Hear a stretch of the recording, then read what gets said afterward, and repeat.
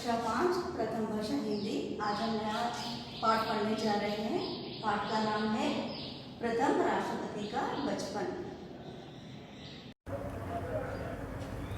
बच्चों, अब आप अपनी रीडर निकालिए, पेज नंबर 63, पाठ 8, प्रथम राष्ट्रपति का बचपन। बच्चों, प्रथम राष्ट्रपति का बचपन। भारत के वर्तमान राष्ट्रपति का नाम बताइए। वर्तमान मतलब प्रेजेंट। भारत के वर्तमान राष्ट्रपति रामनाथ कोविंद है। प्रस्तुत आत्मकथा भारत के प्रथम राष्ट्रपति डॉक्टर राजेंद्र प्रसाद जी की है। इसके माध्यम से इन्होंने अपने बचपन के सुनहरे पलों को याद किया। इसे पढ़कर अपने प्रथम राष्ट्रपति के बचपन को जानिए।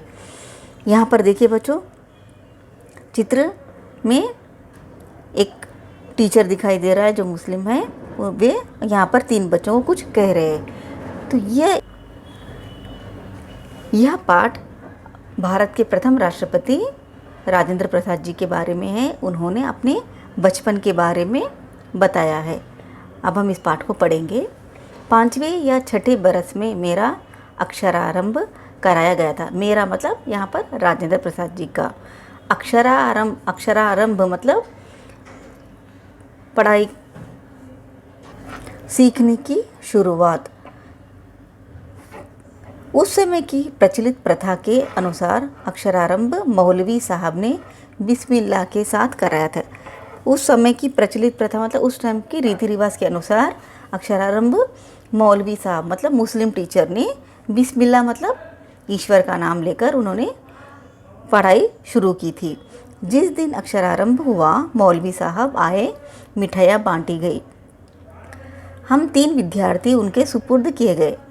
सुपुर्द मतलब उन्हें सौंप दिए गए हैं।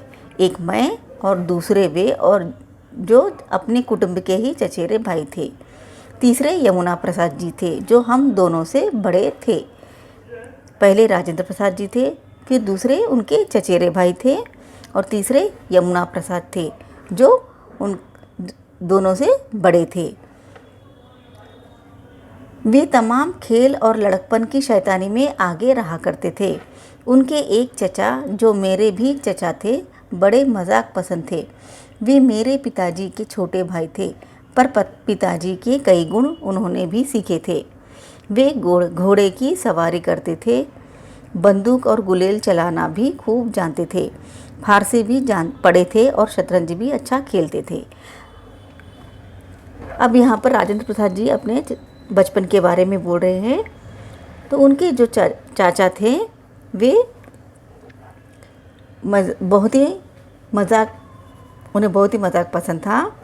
हंसने वाले आदमी थे। उन्हें घोड़ा चलाना आता था और बंदूक चलाना भी आता था, और वे फारसी का ज्ञान उन्हें अच्छा था, और वे शतरंज का खेल भी अच्छा खेलते थे। मौलवी साहब जो हम लोगों को पढ़ाने आए, विचित्र स्वभाव के आदमी थे। विचित्र मतलब अजीब। बहुत सी बातों पर उनका दावा था। बलदेव चचा के मजाक के लिए वे एक बहुत ही उपयोगी साधन बन गए।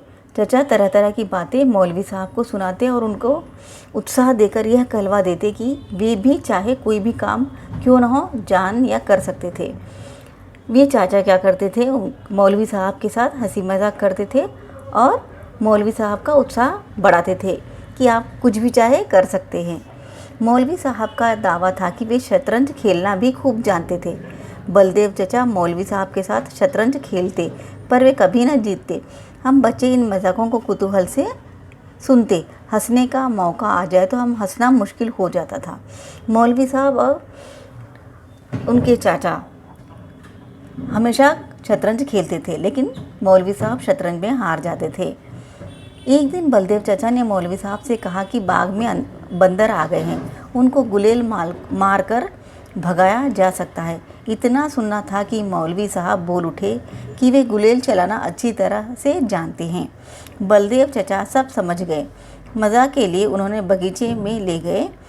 मौलवी साहब उन्होंने गुलेल और गोली उनको सुपुर्द करके कहा कि खूब खींचकर एक बंदर को मारिए। मौलवी साहब ने खूब खींचकर गोली बंदर को मारने की कोशिश की। इतने में ही उनके बाएं हाथ के अंगूठे से खून टपकने लगा और चोट के दर्द से वे सहम कर बैठ गए। गोली बंदर की बजाय वे खुद को मार बैठे थे। एक दिन बलदेव चाचा ने मौलवी साहब को बाग में लेकर गए। उन्होंने कहा कि यहाँ पर एक बंदर घुस आया है, आप उसे गुलेल से मार भगाइए। तब मौलवी साहब ने कहा कि मुझे गुलेल चलाना आता है। तब चाचा ने उन्हें गुलेल देकर कहा कि बंदर को मारिए, लेकिन मौलवी साहब ने खुद अपना अंगूठा मार लिया और उन्हें चोट से दर्द होने लगा। वे गोली बंदर की बजाय खुद पर लगाकर मार बैठे थे। बच्चों, अब आप पेज नंबर 63 और 64 को कंप्लीट करें, रीड करिए। धन्यवाद।